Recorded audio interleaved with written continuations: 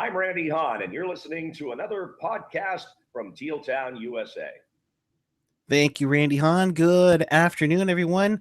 Welcome to Teal USA Live. And this is a recap of what the Sharks did in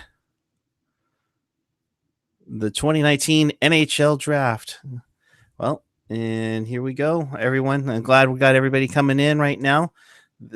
This is going to be one of those days where it's, I don't know, you find out whether or not your lottery ticket comes in and comes through with a big winner. I am joined by our one of our resident hockey experts, the draft wise, Mr. Hockey Drick. What's up, bud?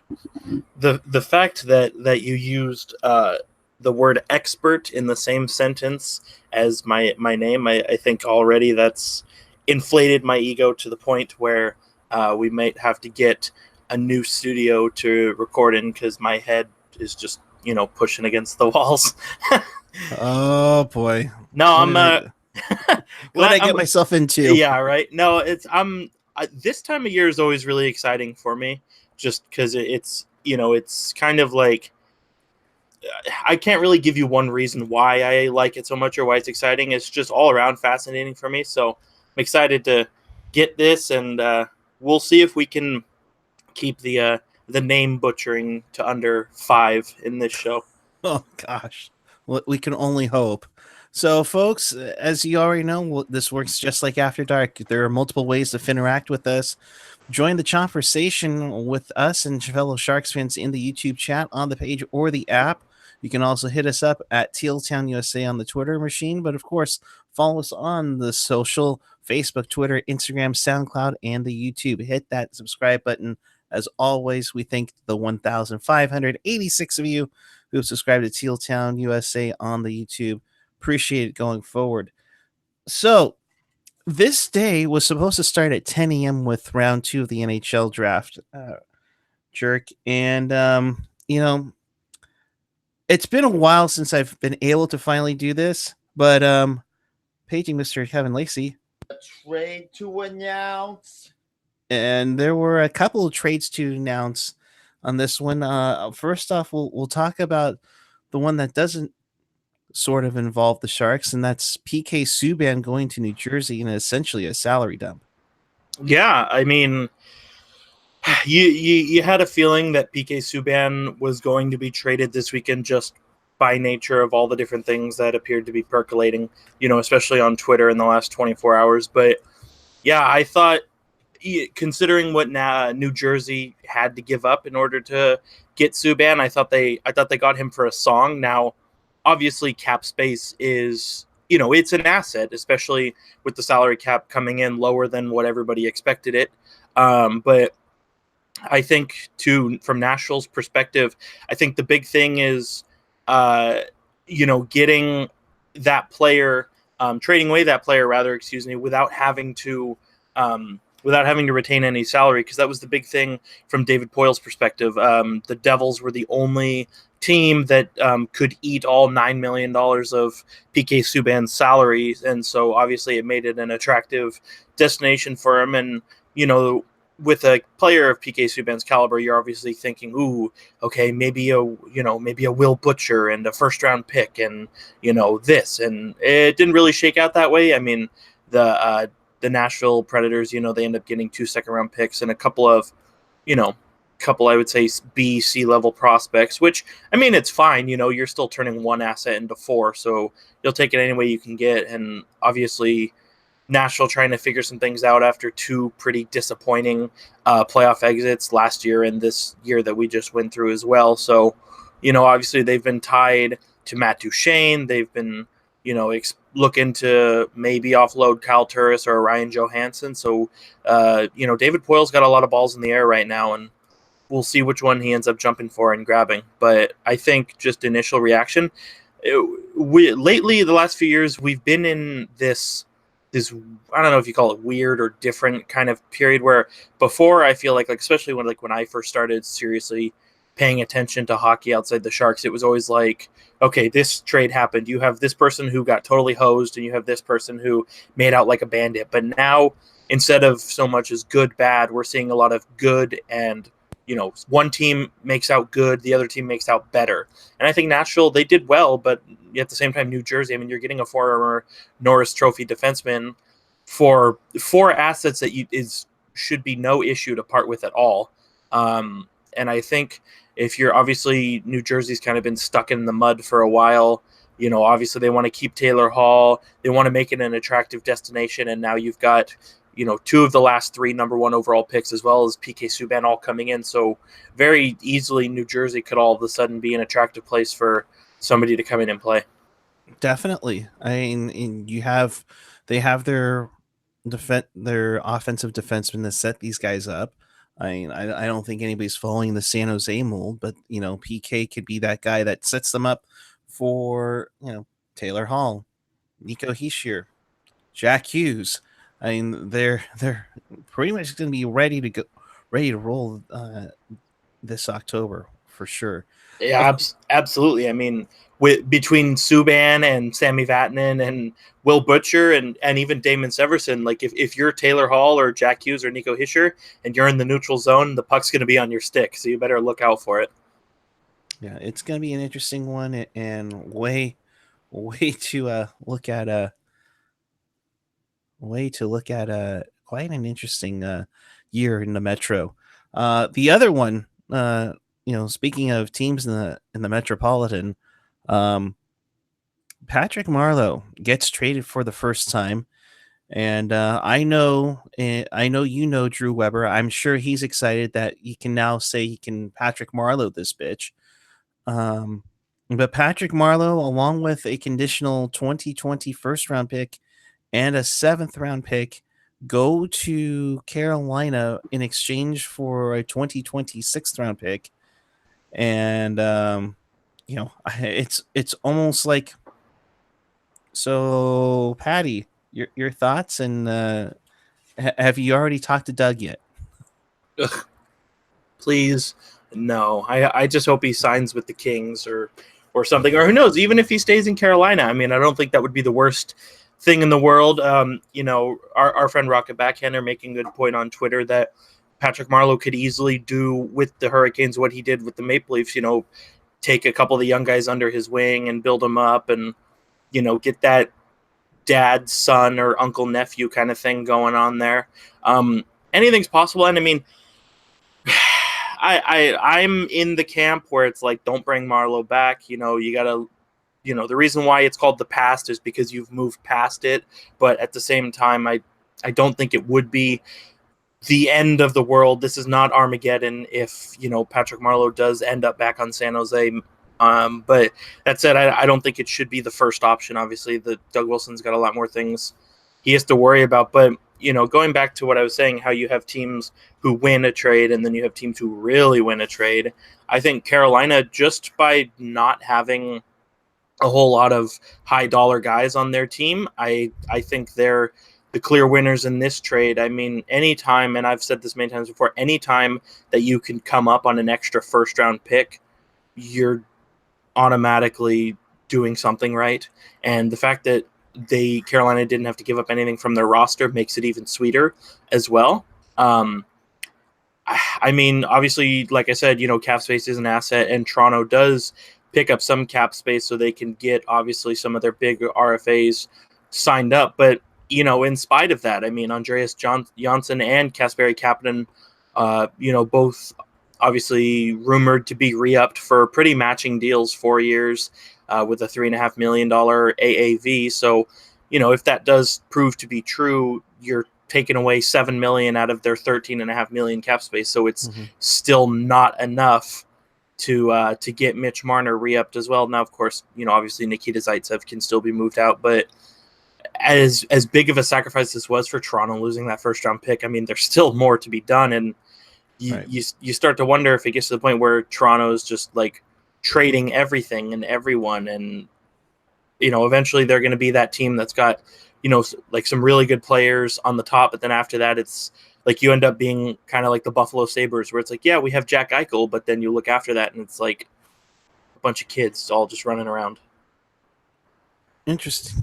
It's going to be one of those things. Of course, I think the running joke here is, well, Marlowe's in Carolina. Now he's going to try to convince Mitch Marner to go to Carolina with him.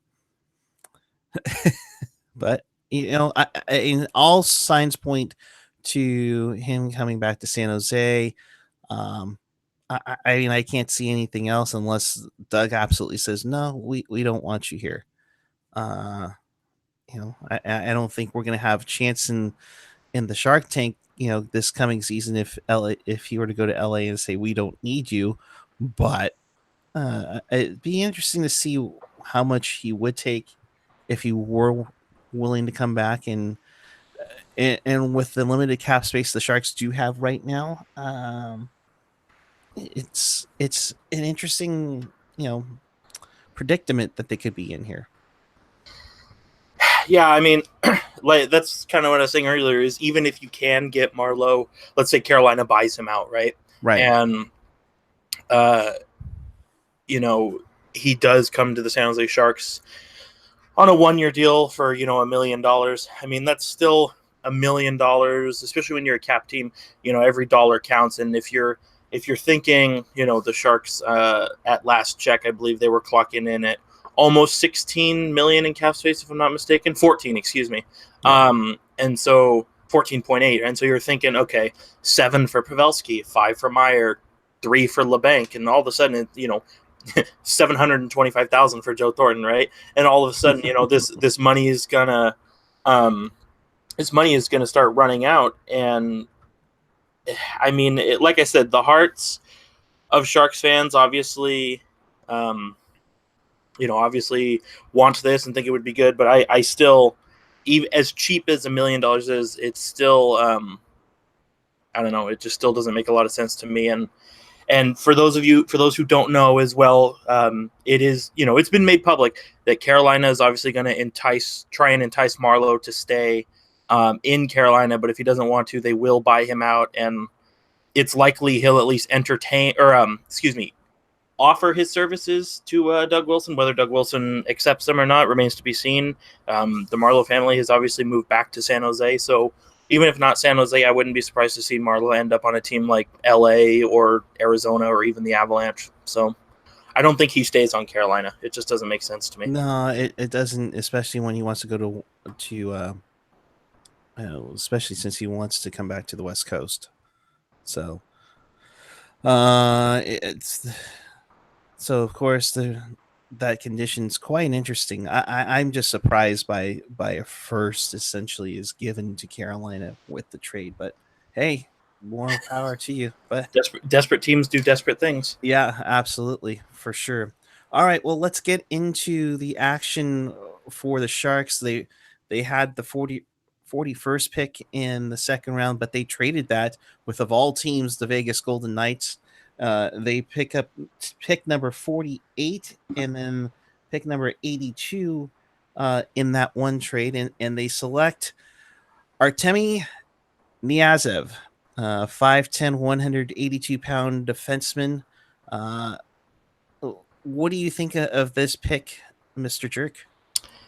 You know what? I was unsure at the time, just because obviously with, you look at I hate to say it or invoke it, but you look at the Russian factor, and then obviously defensemen in so early in the draft, it's always kind of a question mark, obviously. But, I think Niazev, I think it's a good pick for considering the Sharks essentially got this pick for free through virtue of trades.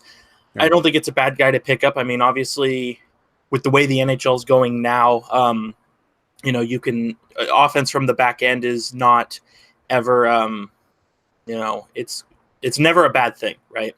And he had 34 points in 55 games in the queue this past year, his first year in the queue, and he's very mobile defenseman. He can move the puck very well. He's a very good skater, very good on his edges, very speedy guy. So obviously it's exciting to see. Very good breakout pass, but he can also keep the puck in very well at the blue line, kind of like we've seen Brent Burns, use the head, use the foot to keep the puck in.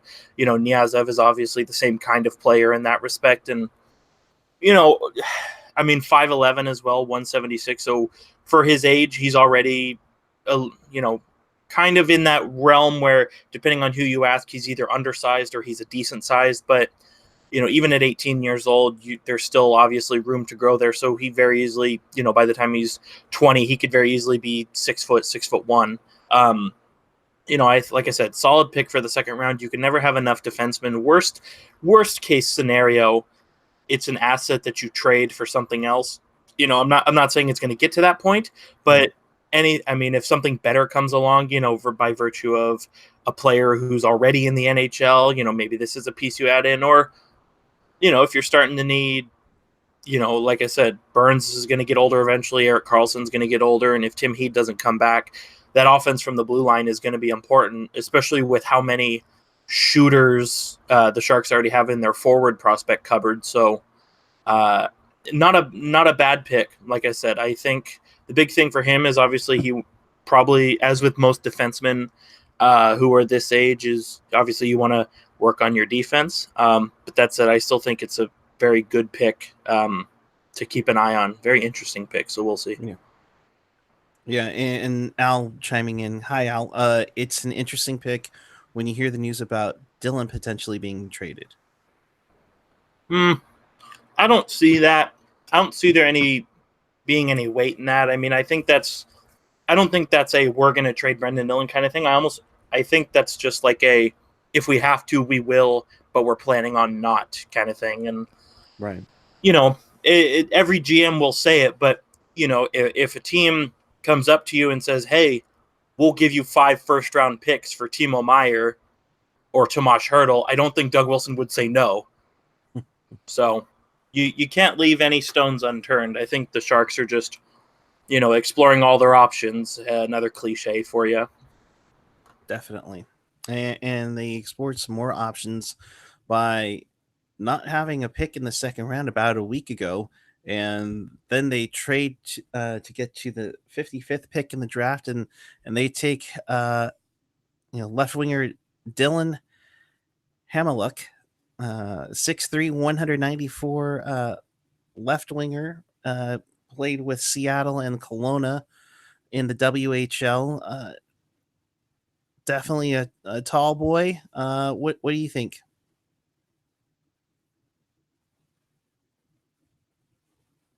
Jerk, you're muted. That's my bad. This is where I'm starting to think, okay, it's kind of interesting. I mean, the first thing that stands out to me, he's a 6'3" guy, only 194 pounds. So I think from that perspective, you'd probably want him to bulk up a little bit, maybe 215 around there, just to kind of fill out the rest of his body. Played the last 3 seasons with the Seattle Thunderbirds. Played with Barracuda player Alex True. Obviously, there's a connection there, so maybe that's something the Sharks can, look into going forward. Obviously, he's got a WHL championship as well. But very interesting. I mean, I don't think he projects to be some high-end talent. I mean, only 26 points this year, granted in 31 games. So I imagine there was some kind of injury or something, maybe with a full season with Kelowna, maybe there's something more to be seen there. So this one I'm unsure about. Is definitely something that'll have to be monitored. I mean, for all I know, he could come in Kelowna a healthy season, a full season, and, he could blow the doors off the place. So time will tell. But like I said, I think the big thing too for him, obviously fill out the body as well. And then when he does come to the Barracuda, if there's something there, maybe that connection with Alexander True, maybe you can make something happen there one way or the other. I don't hate the trade. Obviously he was picked about where he was expected to go, give or take a few picks. So not a total reach, but this is definitely one of those wait and see guys. Yeah, and with the wingers, I think you can have some time there, and obviously I think he's going to be back with Kelowna, so something to marinate. But it's always nice to have another Dylan in the organization for sure. Before the Sharks got to their next pick in the 4th round, they did make another trade, acquiring Tom Pyatt and the 164th pick from Vancouver. In exchange for Francis Perron and the 215th pick. in this year's draft. It sounds like what I'm hearing through Twitter is that Tom Pyatt won't be signed by the Sharks. This was just kind of I don't know, a throwaway of sorts to acquire the player. But Francis Perron, AHL All Star, obviously well known as the other part of the Erik Karlsson deal here. What did you think from this one? Yeah, this one was kind of the circumstances all around it were kind of weird because when they first announced the pick, or I'm sorry, the trade, it was just announced as, pick for pick, and it was kind of confusing. And then they had to obviously re-announce the pick just because a little bit of the circumstances around it got botched a little bit. But yeah, obviously with Tom Pyatt, you pull up cap friendly for the Vancouver Canucks, and it's pretty clear to see. I mean, with taking out Tom Pyatt and you bring in Francis Perron, the Canucks are at 50 contracts, and you can't obviously go over 50. So the Sharks, I think, more than anything, were just doing Vancouver a solid by taking Pyatt, who is going to be UFA on July 1. Mm-hmm. And I mean, they're able to move up in the draft, obviously. I know kind of tough for the Sharks to give up those coveted 7th round picks, but obviously, like we said before, wheeling and dealing, it's a thing of the draft. And, there's always, everybody's got their guys they think are the right guy to go for. And a lot, it kind of does hurt losing Francis Perron. I mean, he had 47 points with the Barracuda this year, obviously a much slower end to the season than his start. So obviously you were hoping for a resurgent for this coming season, but I mean, the Barracuda have a ridiculous amount of forwards that they're going to have to pick from this coming season. I mean, you've obviously all of the guys like, you've got John McCarthy, and Alex True and Halbgewachs and Viederer, all these guys who are already in the lineup and already kind of bouncing around. And now you've got Berg, you've got Chmelevski coming in, you've got Chekovic coming in, you have Joachim Blichfeld coming in. Maybe there's more something to do with Jonathan Dahlin. Leanne Bergman is another guy they signed. Jake McGrew is going to come over. I imagine he's going to come over. And they're running out of spots on the Barracuda. I mean, the Goldilocks zone for forwards obviously is somewhere between 12 and 14, and I think the Barracuda got about 19 forwards right now. So obviously you want to do something there. So I don't hate the idea of trading Francis Perron. I think it's a nice way to turn something you have into something that you need, but I think moving up a couple rounds in the draft probably isn't the way to go with the trade of Perron. But like I said, when you've got 19 AHL forwards, you can afford to lose one. That's true. And obviously, I think he's going to have maybe a more better chance to make the NHL with Vancouver than he probably would with San Jose. So you wish him all the best, and appreciate the support he gave us with the Barracuda. But take care. That one's going to be interesting too, because he'll probably. I don't know. I mean, Vancouver's cap friendly is a little weird right now because it's. Vancouver very clearly called up a bunch of guys towards the end of the season because it's showing them as with having 13 forwards under contract, and that's not including the 5 RFAs they have on their main roster that they have to resign. RFA forwards, I should say. So obviously there's going to be some finagling there, but I think to Perron, whether it's, in the NHL maybe or the AHL, he'll, like you said, he'll get that chance to play, and there's less likely a chance he'll be healthy scratch. So I think the big thing for these guys, when you see a guy who's traded like that, same thing with Danny O'Regan, it's all about finding ice time for them more than anything. No, I completely agree. And Jerry F makes the comment in the chat. Perron started out great last season, but fizzled out in the second, including being a healthy scratch. So it's interesting to see what goes on there. We wish him all the best. But moving along here in the 4th round, the Sharks get a center, but he's also listed as a left winger. A But all right. Here we go, Jerk. Hang in there with me, all right? Yep. Yegor Spiridonov. So the last name you're good on. I don't know this for certain, but I think his first name might be Igor. Is it Igor? I was just thinking about that the second I said Igor. So let's go Igor Spiridonov. Full disclaimer, neither of us have ever been to Russia before or spoken Russian. So we're doing our best. Right. Yeah, it's the thing that's tripping me out is like I'm looking at all these guys the Sharks drafted. All these guys were born in 2001. So yeah. Welcome to how I felt 13 years ago, bro. Yeah. This guy was probably the best player the Sharks got in the draft. Obviously, he played with Magnitogorsk in the MHL, which is essentially the junior league in Russia that feeds into the KHL. He put up 41 points in 43 games, more of a playmaker, obviously.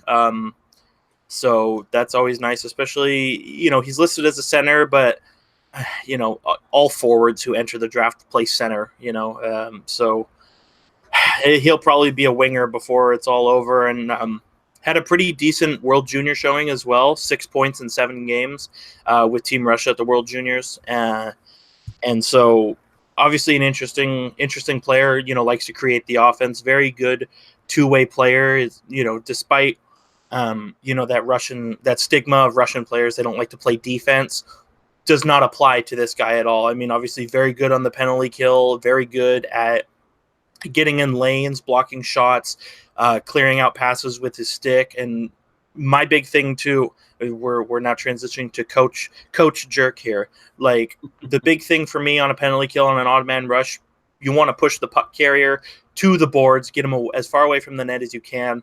Spiridonov does very well at that. Use a lot of work on the boards. His big body helps. I mean, obviously 6'2", same thing as Hanaluk. Obviously, you want him to put some more weight on that frame, only 190 pounds, but same thing, can use his body to his advantage. He wins the battle, but also protects the puck, moves guys to the outside. So obviously, very good penalty killer, despite, obviously, like I said, that Russian factor, if you believe in that sort of thing. Same thing, you'll sense a theme as well with a lot of these Sharks draft picks. Very good skater, very good at skating and puck handling, which when you have that as an already learned skill coming in as an 18-year-old, puts you ahead of the game. I would not have been surprised to see him go higher in the draft. Frankly, this might end up being another steal. Obviously, going in the 4th round, 108 overall. I very easily could have seen him go at the tail end of the 2nd round or maybe the beginning of the 3rd round. And I mean, 18th European skater by Central Scouting, 43rd by Elite Prospects, 38th by Future Considerations. So obviously, a lot of guys feel the same way about him that I felt about him, and obviously Doug Wilson Jr. felt about him. Mm-hmm. He's going to play funnily enough, he's going to play for my KHL team next year, Magnitogorsk, which will be exciting because I actually have a legitimate reason to say why I root for that team now. But he's got 2 years on his KHL deal. He's got 19-20 and he's got 20-21. So obviously he's going to fulfill those. You want to keep that KHL paper bag coming to your front door, obviously. But he is also said once his KHL deal expires in 2021, he said he'll go wherever the Sharks want him to be, whether that's staying in the KHL, whether it's playing with the Barracuda. He seems very open to it, and just judging by what I've heard, he obviously seems super excited to be in the Sharks organization. So, like I was saying, this could be that, Blichfeld, Chmielewski, Chekovic, Steele pick, or even LeBanc, where you think in 3 years, like, how the hell did we get this guy? He was so good.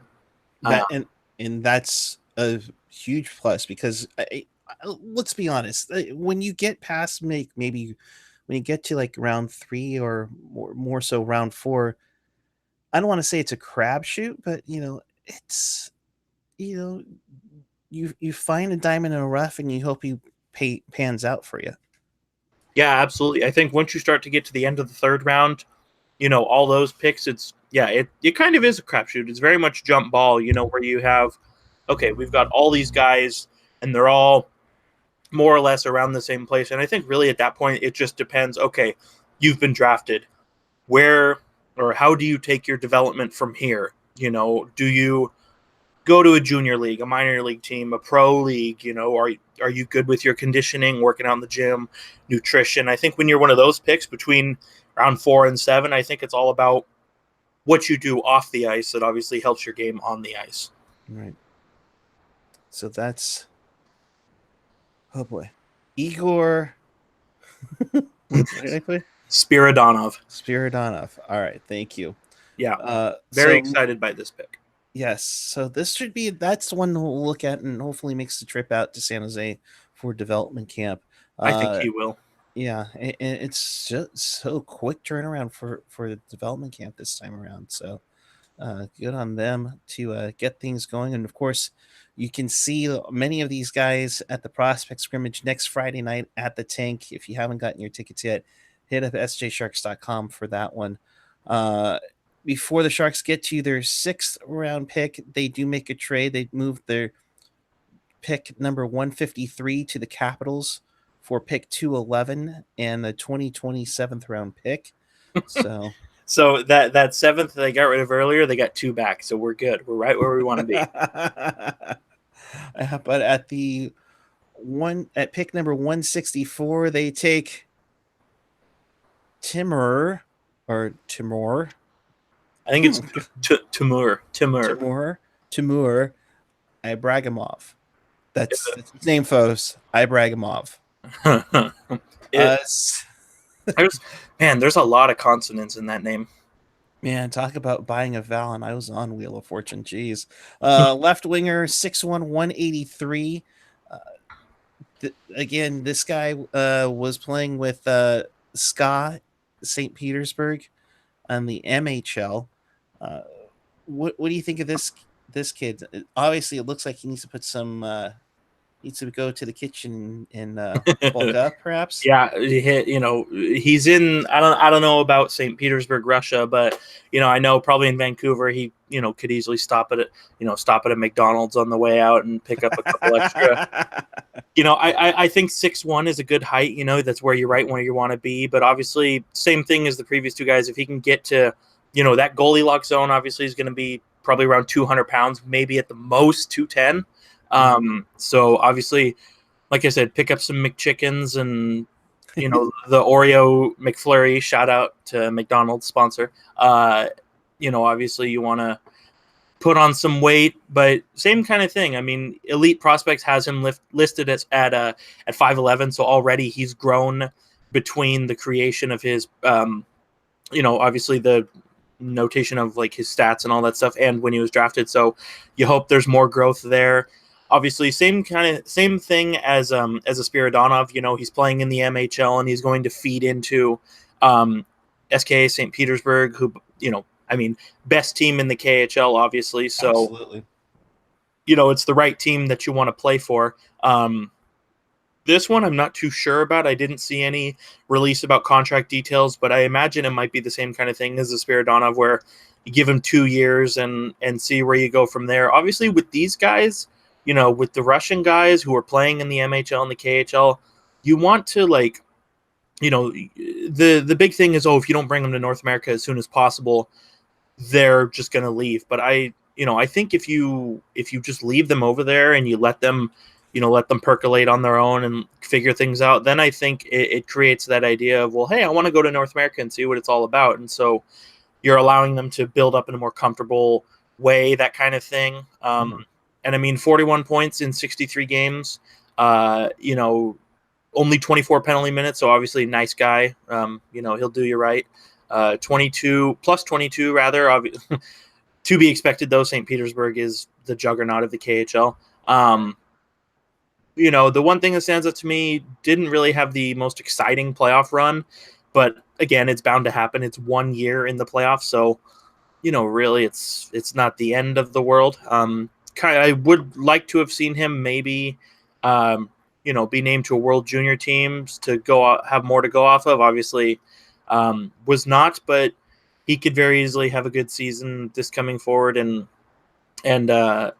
it'll be interesting to see. I know a couple couple KHL folks, in my circles were kind of wondering about this guy. Obviously there were concerns over his, well, pretty much everything, to be honest.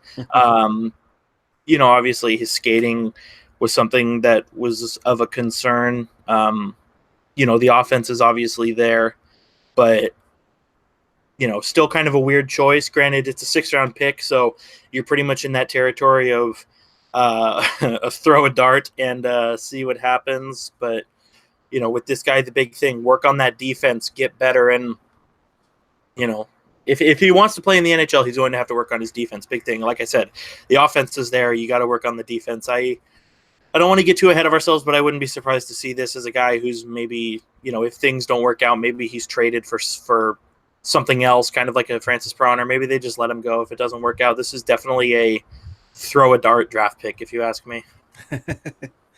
It's not a piece to acquire Yannick Janssen or anything like that. Hey, you know what? Anything is possible. I mean, if your fringe middle 6 skaters, come and get them. Right.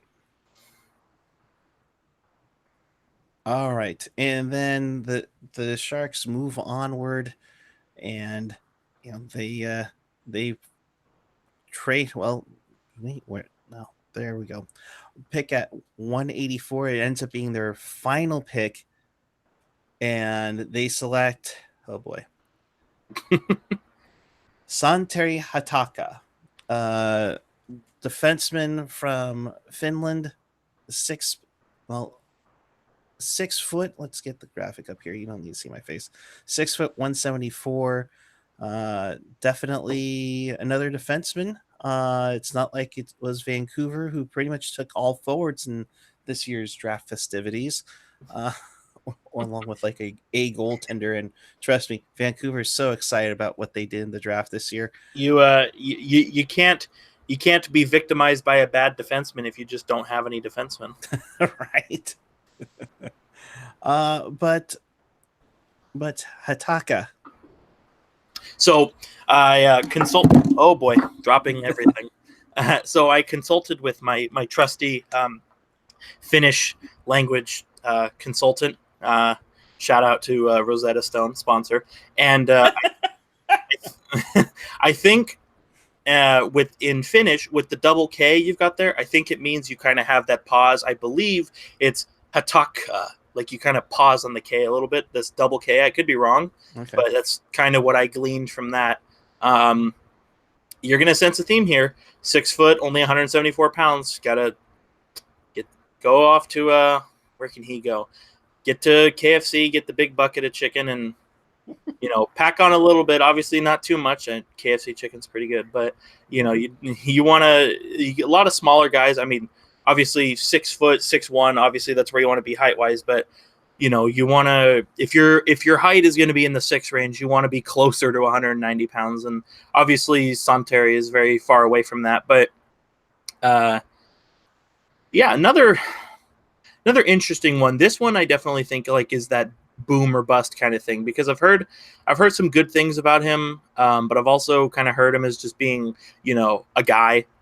He played with Jokerit's under 20 and under 18 team this year, and specifically with the under 20 team. I mean, he had 13 points in 43 games, which is decent for a defenseman. And you got to imagine, you got a lot of young kids who are all trying to fight for, ice time and want to look good, especially on the under 20 team. But thing that stands out to me is he looks like he takes a lot of penalties. So maybe that's something that'll work on. Obviously for his North American career, should it get to that point, he's committed for, I believe it's Ives is how you pronounce it, in the Finnish Elite League, which is one of the premier teams there. So he'll obviously be in the right system for him to work out the kinks of his in his game. But this one is, like I said, I've heard that this guy could end up being the steal of the draft. But then in that same token, I've also heard that he's kind of the unknown of the draft, where it really could go either way. So this is another one of those guys, especially that he's in Finland. Obviously the Sharks have a history of prying assets from, Scandinavia area. And obviously they've got a very good contingent of European scouts to keep an eye on him. So it's definitely it'll be interesting to see how it all shakes out. He did go to the World Juniors in 2018 and the World Championship in 2017, and didn't really do a whole lot to excite. But I mean, you're a defenseman, so the best thing you can do is nothing in a lot of respects, because you just don't want to catch yourself being victimized by anything. So we'll see. I mean, again, picked probably about where he was expected to go, give or take a couple picks. So we'll see. I'm optimistic, but it looks to me, it appears like there's a lot of work that's still got to be put in. Yeah, and it's a 6th-round pick. I mean, they can't all be Joe Pavelski. Let's be honest. I mean, they're simple as that. I mean, it would be great to have somebody like Pavelski, Nabokov, where they were just super late round gems that just shine for the organization. Speaking of which, Kevin Kurz just tweeted this out on the Twitter machine from now Sharks assistant general manager Tim Burke on the nature of this draft. Quote, "It was heavy early, then it dropped off. So if a team comes out of it with a lot of picks and use them all, I don't know if that's the best thing." Interesting to hear that one I from think Tim Burke. I think too, with that, it's kind of like what we were talking about already, where you have multiple guys who are all kind of, around the same skill set, around the same ability level. You could have 2 picks in the 4th through 7th round, and maybe, with all 8 of those picks, you get the same, 8 guys who are all exactly the same. So why not, pick up a draft pick for next year, and who knows, maybe that draft pick next year could be the diamond in the rough, Right. So I don't hate that idea. And I mean, really, like, aside from that, I mean, the Sharks are notorious for picking up, obviously, UDFAs from Europe, as we alluded to earlier. So I think, draft the guys who matter. And if you're unsure about a guy, or you think there's a lot of the same guy, trade around, pick something else up, get weird. That's what the second day of the draft is all about. Just get crazy, be like Doug Wilson and hold on to the 82nd pick for all of 21 minutes. Just why not? Just for the fun of it. Yeah. Going through the chat now, and there's plenty of talk, of course, about free agency here. Bearded Sharks Guy 661 still upset we didn't get Vlasic. Of course, Vlasic's cousin went earlier. I think he got in there before the Sharks were able to nab him. So bummer. Of course, now that means two Vlasics in the NHL. That means twice the amount of people saying F-face to opponents. So that's always good. The interesting thing of note too,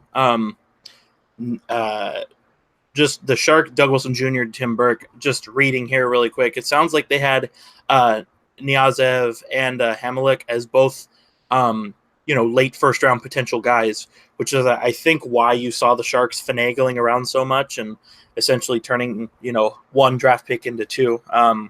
So, we've seen Doug Wilson Jr., especially last year, if he feels being bold is the right thing to do, he'll do it. And, he probably called up Dad and was like, "Dad, you got to do this." And he was like, "All right, son, I'll do it." And, so I fully trust Doug Wilson Jr. I think he definitely knows what he's talking about in this respect. So if he thinks that we got 2 late 1st round talents, then, I'm with it. Yeah, and you just never know with what's gonna actually happen, because it's a little, like I said, it's a little bit of a crapshoot, especially in the later rounds. Something you can just see. I mean, there have been so many names, even with the Sharks' 1st round picks, which we won't get into, that have just been meh for sure. Let's see. Anthony Sanchez hoping we hear news about Pavelski tonight. It sounds now more and more. Kurz was reporting, according to Jerry F., in the last hour, that Sharks and Pavs are, quote, not even close. Term and money are both at issue, especially with term is what I've heard for sure. I would be stunned to see Pavelski in another uniform, although I've heard Chicago might be interested in him. I wouldn't be surprised maybe at Minnesota. as Islanders. well. Islanders might be a good one, especially if they lose another captain. Yeah. Bruce Lee. That should be one to go.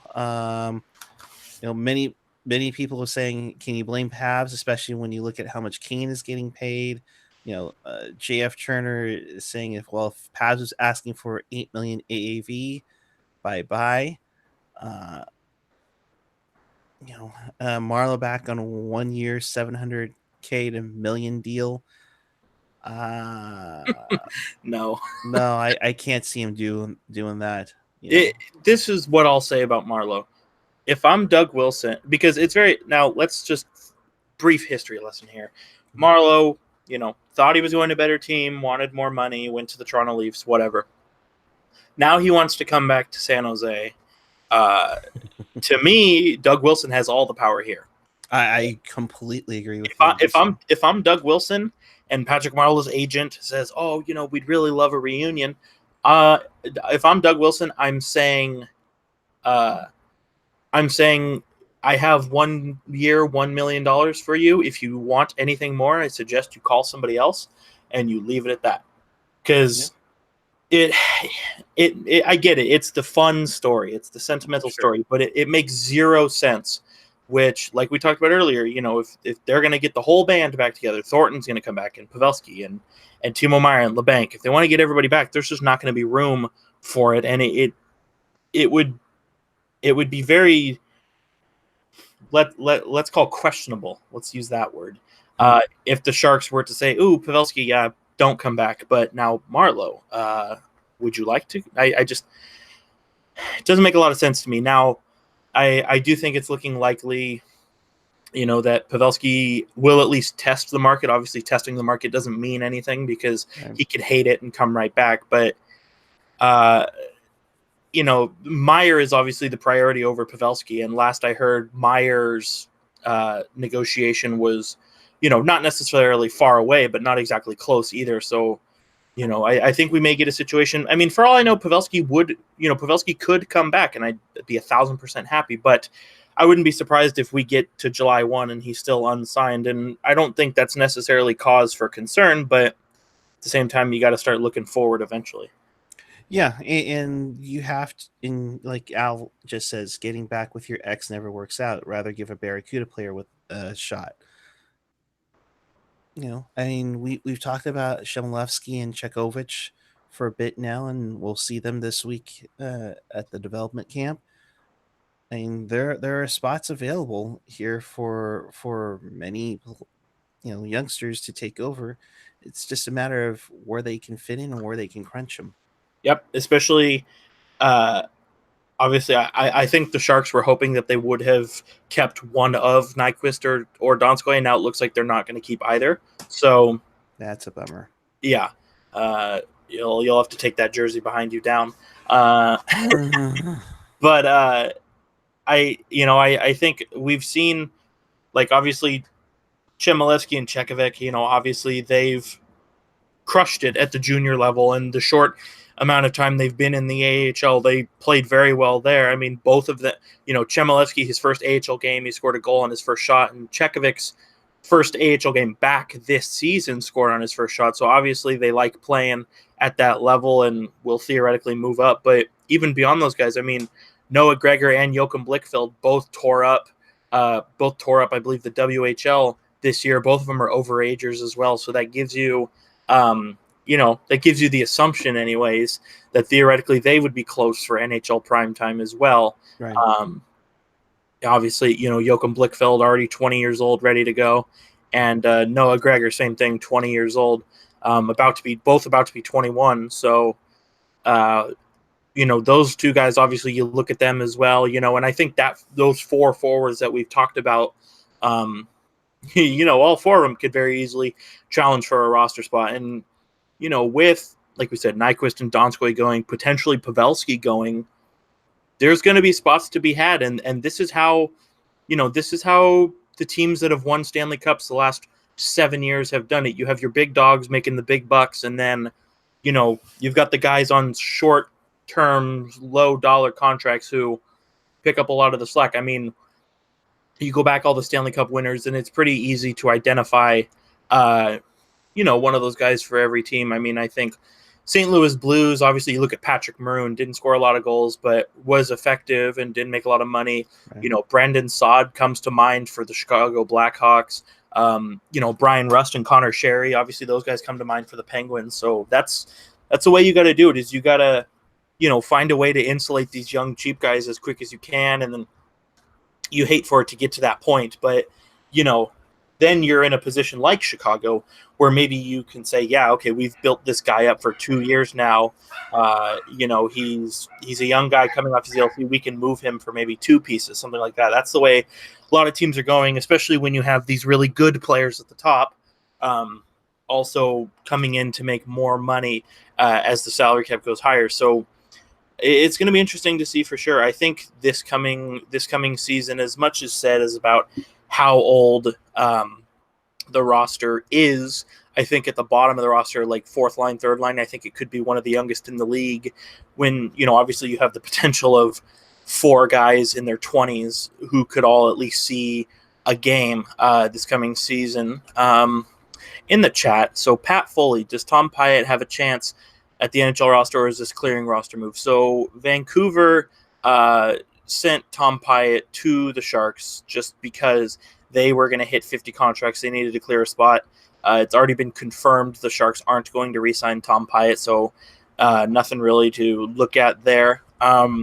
Bearded Sharks guy, maybe they could look at Nyquist to fill Pavelski's spot. It really all depends on what happens with Meyer and LeBanc, because I see them combining at $8 million, which will bring the Sharks cap space down to about 6.8, and they're only gonna have, off top of my head here, they're only going to have 9 forwards. So really, they're only going to have about $7 million to pick up 3 forwards, assuming nobody else gets called up. So you still, I mean, Nyquist or Donskoy is a possibility should Pavelski not come back, but ultimately I think Pavelski has to be the goal, just because, I mean, no matter how old he is, you don't walk away from somebody who had 38 goals. Right. That's just the way I look at it. And if he doesn't come back with the Sharks, I think whoever would pick him up, obviously, I think he's getting a good player. So I don't know. We'll see. We will see. Yeah, Donskoy too also confirmed that he's going to utilize the UFA meeting period. So Right. We'll see. We'll see what happens there. I jokingly said way at the beginning of the season, 3-year deal with the Panthers for Donskoy. So we'll see what happens there. I know AJ would get a kick out of that if that actually came to fruition. Right. Donskoy, I don't know. Have fun. I in like Troy Davidson, I can live without Donskoy. I just want to say,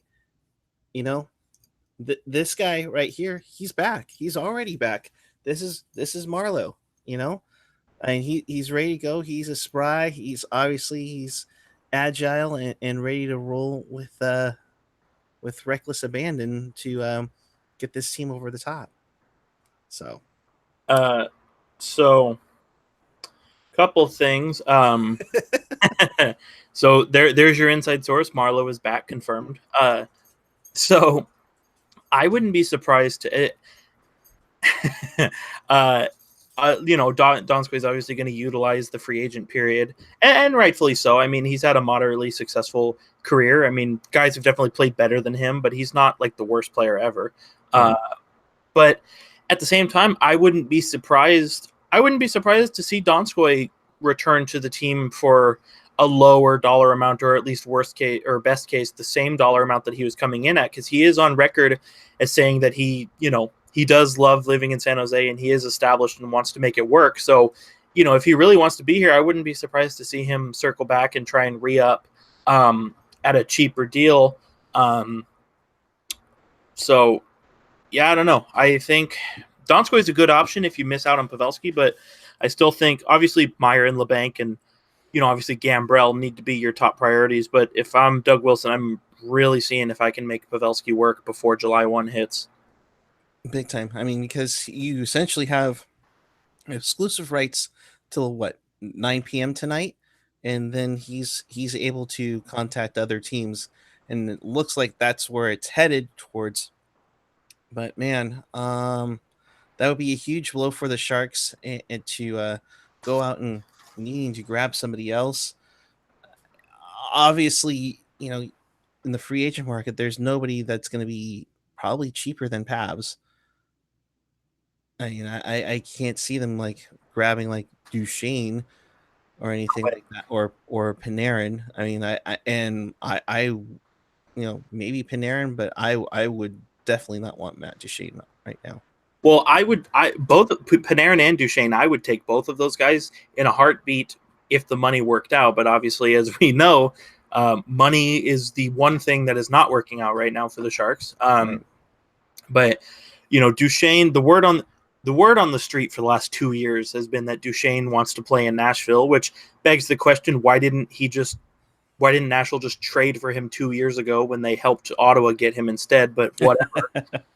And then Monday, Artemi Panarin is meeting with Florida Panthers brass to talk in the UFA period. So looks like he's pretty dead set on going out east. Although San Jose does have a large amount of sunlight and is close to beaches, maybe it can fit. But again, you're not bringing in Panarin unless you ship out a guy like Evander Kane, and maybe that gives you enough room to finagle it. But yeah, Pavelski is going to be interesting. I mean, 38 goals, probably commanding no less than $7 million a season. But I think a guy like Jordan Eberle, who just signed a contract with the Islanders, a 5-year deal, $5.5 million a season. Eberle, I think, kind of in a way hurt some other players' chances of ringing the bell, because I mean, Eberle had a down year this year, but still a very good player, and is taking less than $6 million a season. So I think you may see a situation where certain guys will want to try and ring the bell, but a lot of teams are going to say, well, this Eberle deal, are we going to want to give you more than him? I don't think we are. And it could, for the first time in a while, we could see the market actually shrink in terms of expected dollars to be thrown around. So we'll see. I mean, maybe it allows a guy like Donskoy, like I said, or a guy like Nyquist to come back. But I don't know. It's going to be one of those things. I mean, this is probably the most interesting off season for the Sharks in quite some time. And two, just pointing at the chat as well, I'll say this right now. Yes, while Eberle made the market nice for GMs, Kevin Hayes ruined it for GMs. Yeah. Good point, Bearded Sharks guy. A couple people saying Wayne Simmons.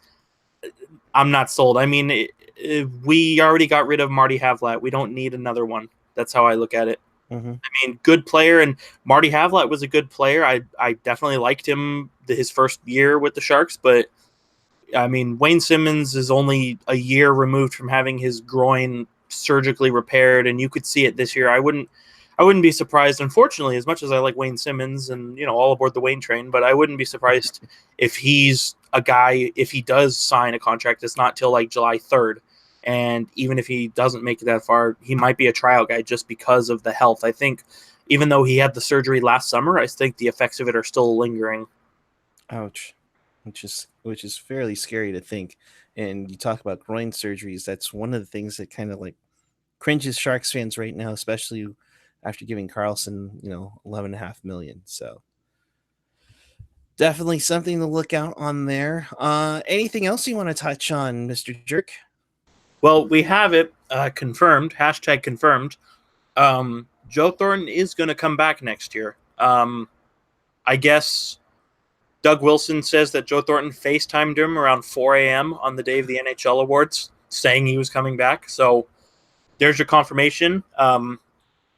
With Joe Thornton, there's zero pressure about getting him before July 1 because he said he's only a Shark, and he said he's coming back. The Sharks have the luxury of waiting until everybody signed, Meyer, LeBanc, Pavelski, whomever, waiting for all these guys to get signed.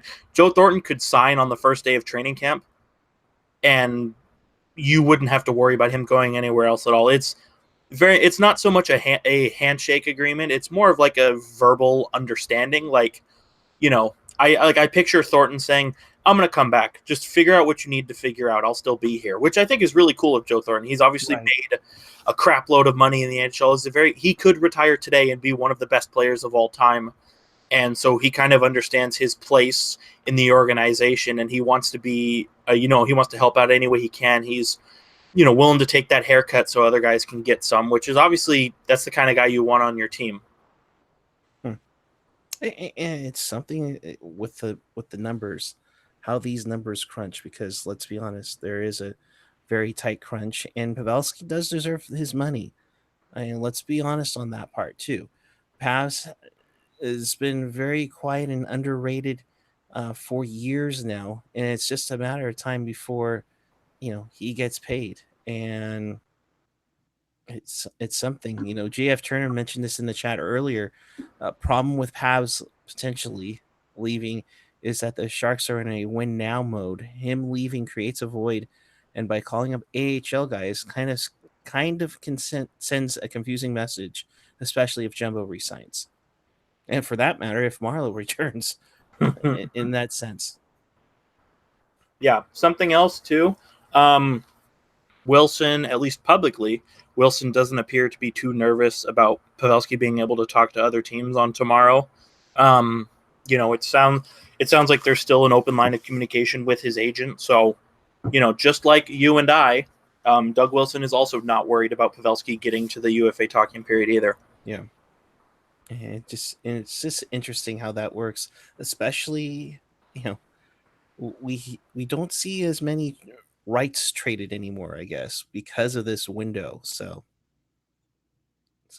yeah, I mean, you were able to, you can talk to a guy a full week before he comes off his current contract. I mean, yeah, you're right. It kind of ruins the whole idea of trading rights, unless, of course, you're the Philadelphia Flyers and you absolutely know that you want a guy, which, like we said earlier, and like the chat said earlier, Kevin Hayes kind of ruined that for everybody. I mean, what makes me nervous is, Kevin Hayes has hit 20 goals, I think, once, and he's a $7+ million player. And if that's the case, it makes me worry, that Joe Pavelski's agent is going to be like, well, my client is way better than Kevin Hayes, and Kevin Hayes got this. Right. Which, it's funny how that always works out. And I mean, from a agent/client perspective, I don't really think you can say, like, you can blame them for that. Like, 100% right, and obviously you're trying to get that carrot any way you can. So, yeah, it's going to be a tough one, for sure. Yeah, it's going to be interesting. 4 paws up for hockey. Players we got today will go to the AHL and don't count against the cap, right? Well, some of them will stay with their junior teams. Some will stay with their what is it? The MHL in Russia? Yeah, it's essentially the Russian version of the AHL. So, now, of course, this is all contingent that all 5 of these guys sign their entry-level contracts. But Niazev and Hamalik would both have to go back to their teams, to their junior teams, in the Q and the W respectively, because if you're a North American skater who's drafted, you can't play in the AHL until you've played 4 seasons of junior or you turn 20, whatever comes first. Of course, this is Hamalik's 4th season upcoming in the WHL, so for 2021 he could be AHL eligible, but for Spiridonov and Ibragimov and Hataka as well, they all played in Europe, so if they were to sign entry-level contracts, they would be able to fast-track to the AHL, but again, like we were talking about earlier, I don't foresee that being a thing that happens, just because with these guys who have lived in Europe, played in Europe, most likely have never been to North America except for the draft. You want them to grow and get better in their home area where they're more comfortable. They're with family, people they know, customs, culture, food, all that kind of stuff that's familiar to them. You don't want to culture shock them. I completely agree. I think that was something that happened with I think we've heard about that with Goldobin and Nikita Trampkin up in Vancouver. That kind of just killed Trampkin's experience in North America, and that's why he's back in Russia in the KHL. Yeah, and I mean, they're whether or not you believe this or not, Vancouver's pretty confident that Nikita Tramkin will come back. I don't buy it. I don't either. But we'll see. I mean, it was the same thing with who am I thinking? It was the same thing with Vegas when they signed Vadim Shipashev, and he even said himself.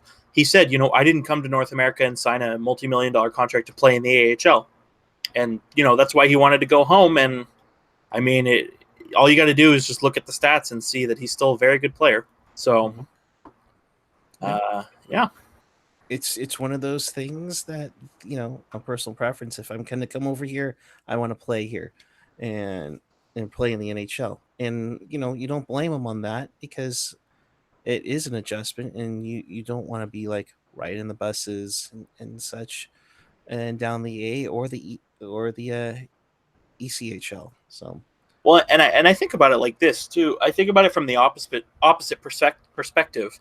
Like, let's say if you're an American guy, you live in America, born here, grew up here, all that good stuff, and somebody's like, okay, cool, go to the Czech Republic for 3 years. I'm going to be like, are you kidding me? No way. Like, I'm not going to, like, you think a lot of, and there's nothing wrong with this either, but a lot of these guys too, 18-year-old, 19-year-old guys, like, I imagine they've spent very little time away from their family. And now you're saying you have to go, across the pond to a foreign country. Maybe you don't know the language. You definitely don't know anybody there. And, it's a tough thing. And so I think about it like, would I as an American who's left the country only a short amount of times, or a small amount of times rather, would I want to go all the way to Europe and not know anybody or a language? I probably wouldn't, unless I was 100% comfortable. I completely agree. Doug Wilson Jr.'s also come out to say, when we realized we still had first round grades on a few guys, we were trying to maneuver around as many as we could. Berkey kind of figured out which order to take the guys, but we ended up getting Niaziev and Hamilek both with first round grades for us. So they're really high on those two for sure. And it should be interesting, and hopefully they make it out to development camp this week. Yeah, the Sharks didn't confirm that any of these guys would be at development camp, but they didn't exactly deny it either. So we'll see. I mean, as far as I know, all 5 of them were in Vancouver for the draft. So, what's a quick, 10-day trip out to the Bay Area during the summertime? Right. But yeah, I think too, just getting into this a little bit too, I really like how things have gone since Doug Wilson Jr. has taken over the scouting. I think he's obviously a very smart guy. And he's a young guy too, so he kind of has that I guess sympathy or that relation, that connection to like the younger breed of NHLers as well. And just reading his quotes, which provided by Shang Peng, shout out, friend of the account, talking about guys like Dylan Gambrell, like Mario Ferraro, Ryan Merkley, like, obviously identifying these guys that the Sharks do have their eyes on in the organization and wanting to focus on them and giving them the best chance. And so I just really like the work that Doug Wilson Jr. has done. And I think he's a very smart guy for the job. And, with him, like I said earlier, if he's saying, if he says that Naziev and Spiridonov are first round caliber talents, then I'm going to take his word for it. Yeah, absolutely. I mean, if they feel like they have first round capabilities, that's a huge thing, and then a huge steal to get as well, because that'll come out to be one heck of a deal, or 2 heck of a deals to get them done. So, all right, well, I think that pretty much sums it up. Jerk, do you have any remaining thoughts, or did I miss something? Well, we did. Let me think. We did miss one thing. 2 things, actually. Okay.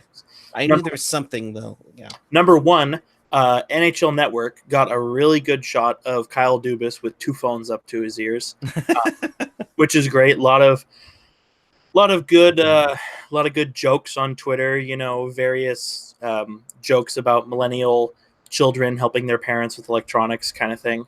That and if you notice, if you look at who Vancouver drafted yesterday and today, all of the sweaters that were provided had the 50th anniversary logo on it. Yes, there's Kyle Dubas. That's just He's got his business phone and his player phone. right. Just letting you know you've been not yet, maybe. Just craziness on there. And then let me try and see if we can. Dad, you have to turn the TV on, then the cable box on.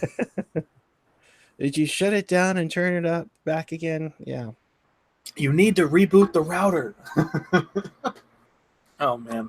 But yeah. 50th anniversary patch, getting into a little bit of Jersey jargon. What do you think of the patch? I'm trying to pull it up right now. I'm kind of down with it. Really? I mean, for Vancouver, thank goodness they actually used some green. Yeah, right. In the freaking patch. Come on, there we go. Oh, ooh, that's a good shot of it. Yeah, there's a shot I just pulled up here. I like it. I think for Vancouver, they need to have some more green into it. Their logo doesn't have any green to it. I mean, just a hint of green in that Orca logo would look so much better. It really made the jersey pop. I don't think I have it in my. Or you know what? I think I did get the download of it. Yep. And let me see if I can pull this up here. Fortunate to have connections to have in the NHL to share the actual look there. Oh, there you go. Yeah. I do find it quite interesting though that they did add they added rain puddles to the numerals. I'm sure nobody can really see that, but interesting to see that they had that little effect put on their jersey. You know what? I'm not really a fan of that, only because that like whatever you want to call it, the like speckled or that dotting pattern on the numbers that I know Dallas has it, Edmonton has it, the Golden Knights have it. I'm already not really a fan of it. And now Vancouver turns around and they make it even more frustrating to look at. So I was kind of not really keen on it. But it's funny because when we were talking about the 50th anniversary patch, I was totally ready to be like, that is the dumbest thing I've ever seen. It's boring. I don't get it, whatever. But then you pulled up that picture and I'm like, damn, that looks pretty slick on there. So yeah, it doesn't look too bad on there. I've changed my mind, and I think too it's nice because you see teams a lot of the time they'll have a patch that says 50th anniversary, 40 years, or the years on it, or something like that. But I think it's kind of a cool touch too. Is okay, so Vancouver's got a new crest logo. They ditched the word Vancouver, and so in a matching sort of idea, their 50th anniversary logo, they've ditched any potential for words to be on there. It's kind of a synonymous little operation there. So I seeing that high res picture, I do like it more than I did about 5 minutes ago. Yeah, we'll see. Buffalo, you're on the clock. I mean, another year of their dumb jerseys having dumb front numbers. So we'll see. Maybe they'll pull a Sharks and throw the 50th patch on there, and then next year, when the patch goes away, the numbers just mysteriously don't come back. We can only hope, because I don't know where else they can put a patch unless they do it like what the Sharks did on their 20th and like put it underneath the number, or like what everybody did for the 100th anniversary of the NHL. So see, I was thinking that they might do that, but the only problem with that is Buffalo's 50th anniversary patch is like, I mean, it's not the same shape as the Sharks' 25th anniversary, but it's a similar shape where it's more taller and thinner kind of thing. Mm-hmm. So you're pretty much obviously restricted to the front of your sweater. And I mean, granted, Buffalo doesn't have shoulder logos on their jersey, so maybe the dumb front numbers stick around for a little bit longer. But man, I mean, there's a whole lot I would do to that. Let's just say we know people that work for Adidas that directly are involved with their uniforms. Let's just say they've pushed the idea about kind of going back to an originalish Mhm. style, and just hasn't been approved yet.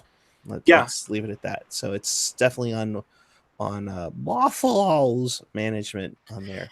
and I mean, and you look too, going, with Reebok Edge, you had, it was the Sharks, the Lightning, the Sabres, and the Islanders, for sure. Those four who all had front numbers, and three of those four have already ditched them, and so Buffalo, you're on the clock.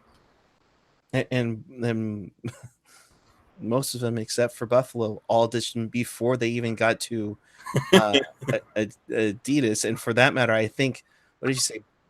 Buffalo, San Jose, the Islanders, and who else had them? Oh, Tampa Bay. Dallas. Oh, Dallas did too. Dallas had them on their They had in uniform jerseys. Yeah, right. They had them up here when they had the Stars logo, and then they had like Dallas across, and then the number there.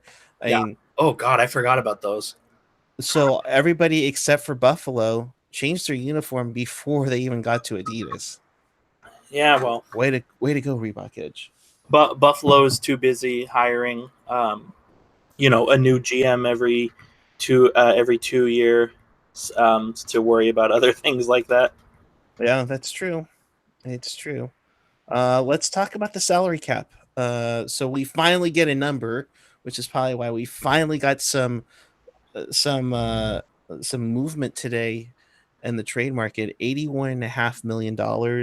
I'm sure a lot of people are disappointed. I mean, many speculated 83 million, and that can mean a world of difference for these GMs.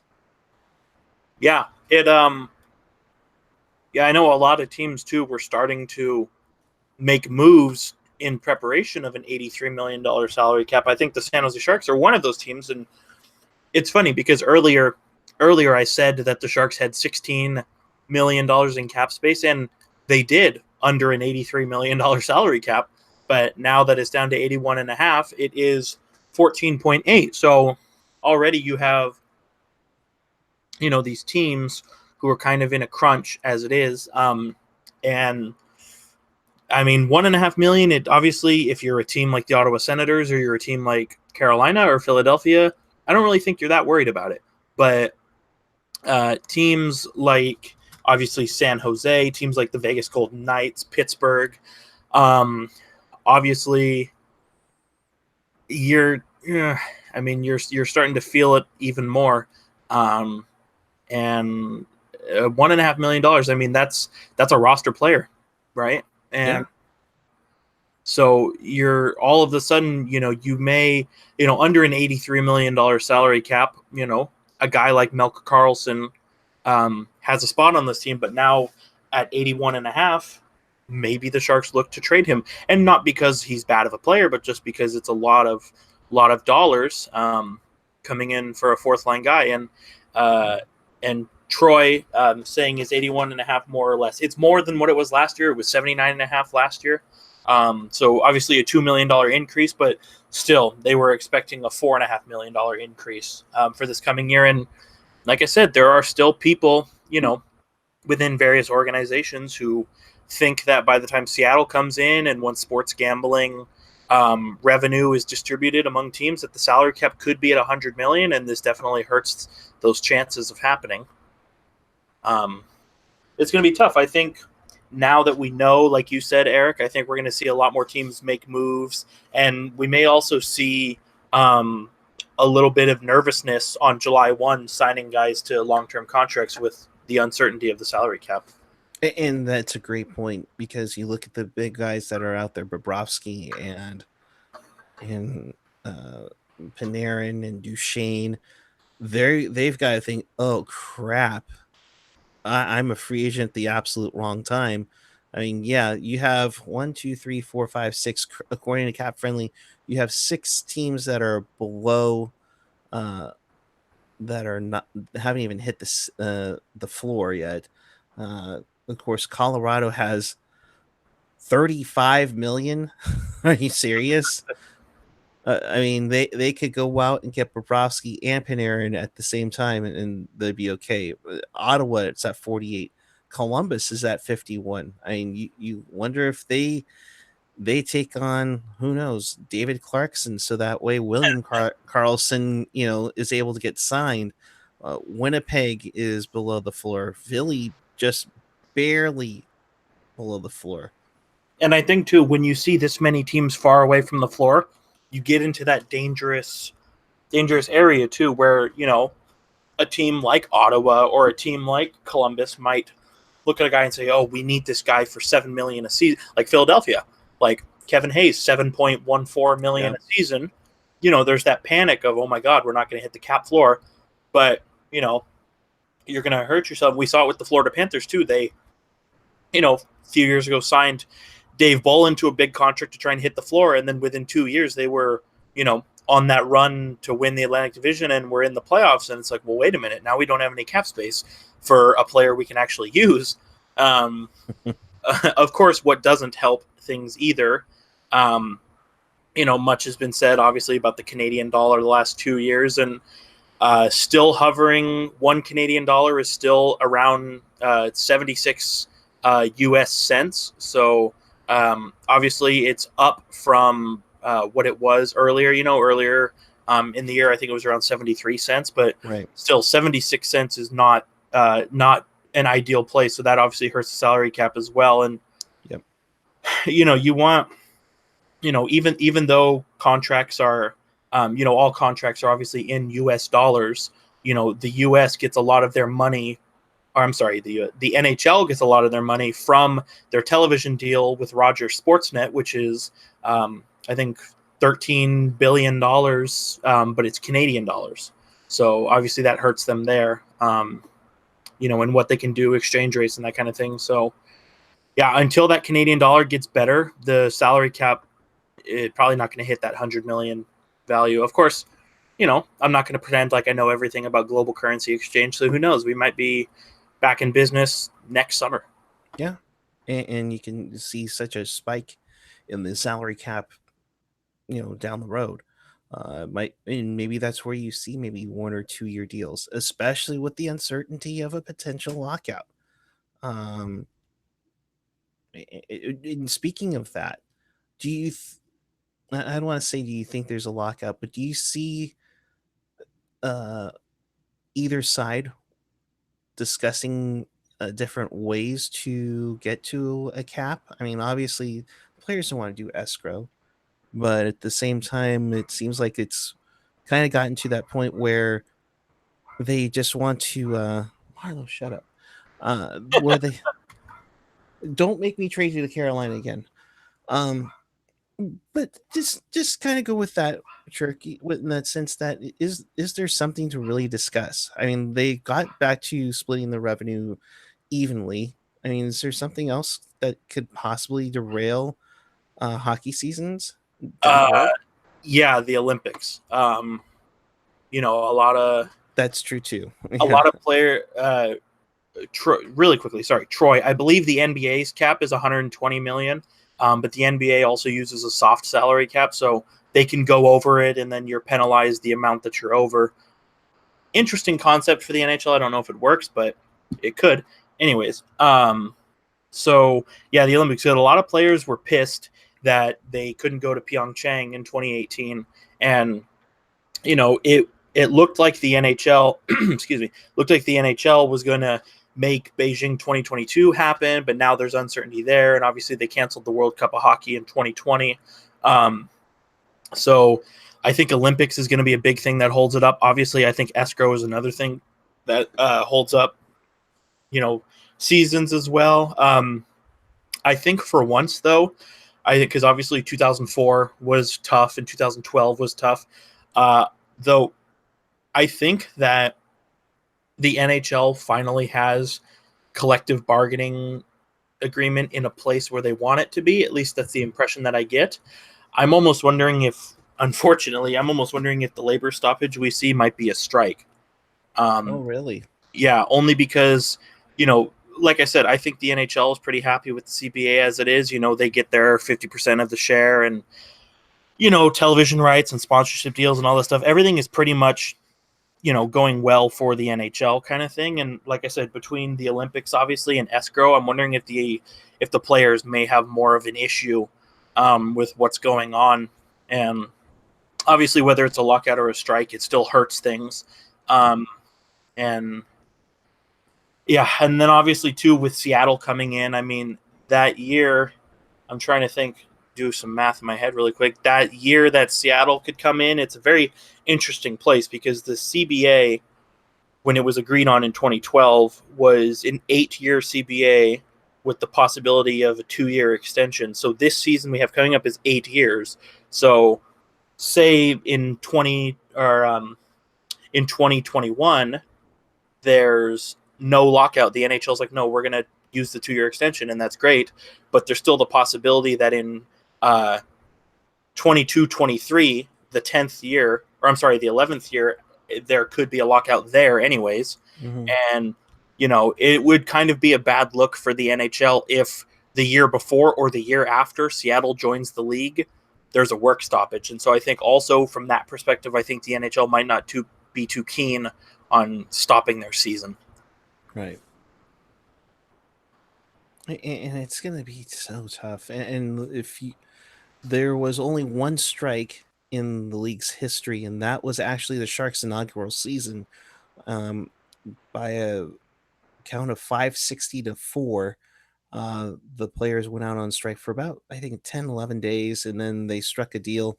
And a lot of it had to do with just their use of their likeness on like posters and trading cards and such, along with expanding the the playoff revenue. It was little things like that, but then of course 94-95, where just things just started to spiral out of control eventually. So it's going to be interesting to see what happens here, because I mean, the Olympics is a big thing. Just ask Mark Edward Vlasic about it. I know too. So now currently in the CBA, we have, if you're re-signing a player, we have an 8-year max term. And if you're signing a free agent, it's a 7-year max term. I have also heard that, I couldn't tell you which side it is that's pushing for this, but I have heard that one of the sides is pushing for a max re-sign term of 6 years and a max UFA term of 5 years.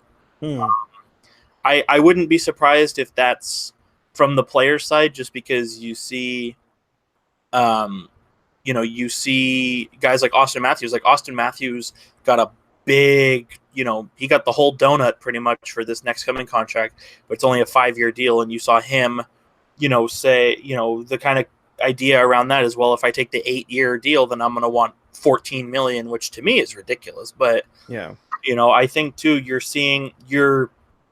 I think too, the players from their perspective, they would want shorter max terms just so they could be able to exercise that right to be a UFA again, to get that bigger payday. So I could see that be something that they would be interested in.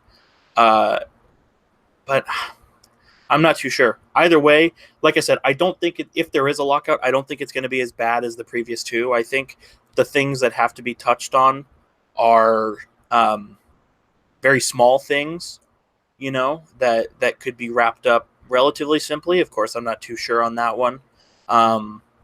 Really quick, Al, so a strike is when the players say we don't want to play, and a lockout is when the owners say you're not playing, kind of thing. It's basically what it is.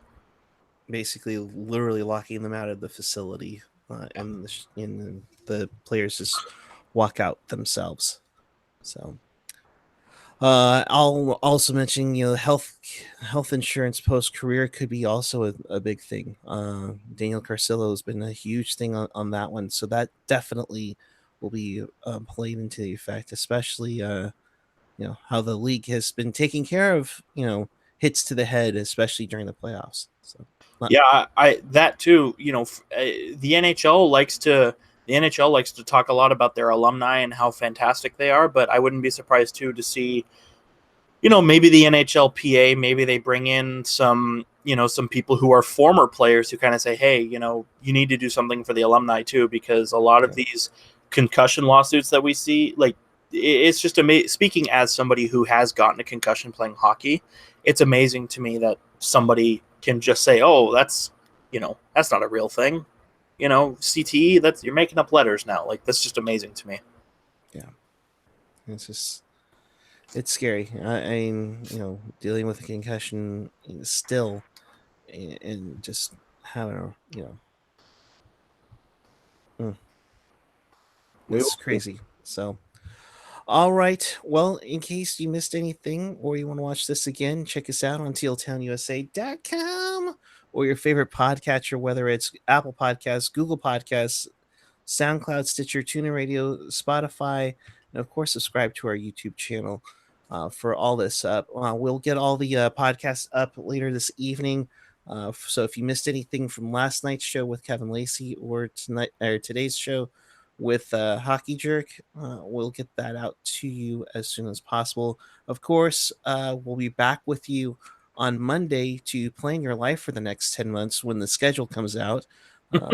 We know of 3 dates already. October 2nd, the season opener in Vegas as a part of the, NBCSN doubleheader, of course.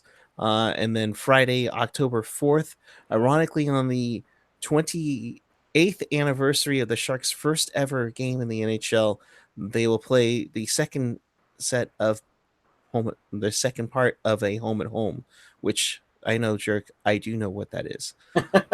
I wasn't going to say anything because I'm contractually obligated to. I know. Not You're make welcome fun for of a that. certain individual. But 28th anniversary. So does that mean Meyer's going to get a hat trick on October 4th? Maybe a rooster trick would be nice, but hopefully he's still a Shark, and not like a member of the Colorado Avalanche, for that matter. Or Vegas. Or Vegas, yes, because they have plenty of plenty of room. So definitely we'll be back on Monday to talk about the schedule there. Of course, can I go to New York? Can I go to Toronto? We'll see how it goes there. So, Jerk, I appreciate you coming on. Your final thoughts and where the people can find you. Jerk, you're muted again. Did I mute myself? Yeah, you did. We're 0 for 2 on that one. Okay, so final thoughts. This was the most of the second day of the draft that I've watched ever. I watched the whole thing. It was 4.5 hours, very long. And there were a couple times where I was glad it went to commercial. But it was still nonetheless exciting. I thought the Sharks did very well in spite of, not having a whole lot of picks to begin with, and then, finagling and wheeling and dealing to get more picks. So we'll see some interesting guys who come in. Development camp is obviously coming up, within the next week or so. So that'll be fun to see all the young guys too, see how they've progressed in the last year. And then after that, it's July 1, which is the, continuation of this most exciting time of the NHL off season. And it's going to be very interesting to see where a lot of guys go. So I'm excited to see how it all shakes out. Definitely. And they can find you on the Twitter machine where and how much does it cost right now? So you can find me on Twitter at hockey_jerk. We're officially in the hashtag drive to 1,000 range. I am at 906 followers, and we're trying to get to 1,000. And we're gonna have a lapel pin and a ceremonial puck drop for the first podcast after I hit 1,000, and my family will be there, and it'll be great. So you can keep an eye about that. If you did not get annoyed by my tweets, tell your friends, because I love interacting with people, and the more the merrier. That's how I look at it. Thanks, Jerk, for being on. I really appreciate it. You can find me at PuckGuy14 on the Twitter and the Instagram. Like I said, we'll be back with you Monday and hopefully have some coverage. We'll let you know on what that entails for the development camp and the prospect scrimmage at the tank. That's Friday at 7 at the Shark Tank. Get your tickets now. So for everybody here at Teal Town USA, thanks for watching. And until then, well, wait, I got to do this really quick, but appreciate each and every one of you coming on. And oh, criminy, AJ's gonna kill me when he sees the end of it. Why can't you close the show outright? So, oh, whatever. But until Monday, we appreciate each and every one of you. And until then, keep it real, keep it teal, keep it real, teal. Thanks for watching. Make sure you subscribe to our YouTube channel and everything. You have a wonderful day, and thanks for joining us. Have a great one.